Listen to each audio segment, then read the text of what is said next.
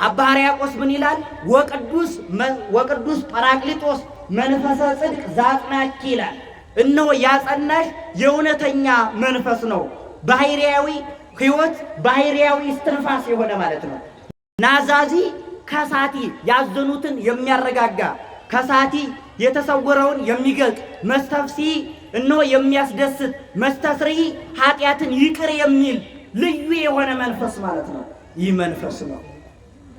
ይህን መንፈስ ሐዋርያት መድኃኔ ዓለም ክርስቶስ በዚህ ዓለም ተመላልሶ 3 ዓመት ከ3 ወር አስተምሮ ሙቶ ተነስቶ በ40ኛው ቀን ሲያርግ ይህን መንፈስ እንደሚልክላቸው አዟቸው ተስፋውን ነግሯቸው ነበር።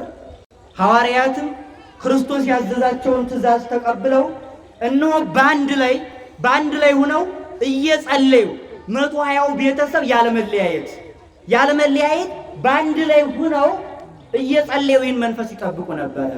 አንትሙሰ ንበሩ ሀገረ ኢየሩሳሌም እስከ ተለብሱ ጽድቀ ማርያም ከአርያም ኃይል የተባለው መንፈስ ቅዱስን ነው። ከአርያም ከልልና የሚመጣላችሁን ያን ኃይል የሚሆነውን መንፈስ እስክታገኙ ገንዘብ እስክታደርጉ ድረስ ከኢየሩሳሌም እንዳትወጡ በዚህ ኑሩ ብሎ ክርስቶስ አዟቸዋል። የክርስቶስን ትእዛዝ ተቀብለው ሐዋርያት በአንድ ላይ ሆነው ሞቷው ቤተሰብ ይጸልዩ